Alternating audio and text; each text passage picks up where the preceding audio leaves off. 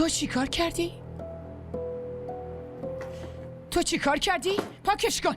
صورتتو درست کن. بابات برات آرایشگر مخصوص نفرستادی که بشینه گنگکاریاتو درست کنه. یالا درستش کن. زنمو لطفا به هم بزنین. این مراسمو به هم بزنین لطفا. به هم بزنم؟ زنمو میتونین به هم بزنین. لطفا این کارو بکنین. میتونم که میتونین. آره، اما این کارو نمی کنم. به من باشه با همین سر و ریخته تو رو میبرمت بیرون.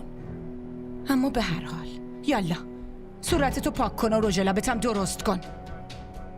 صورتتو پاک کن. صوفیا الان برمیگردم پیشت. صوفیا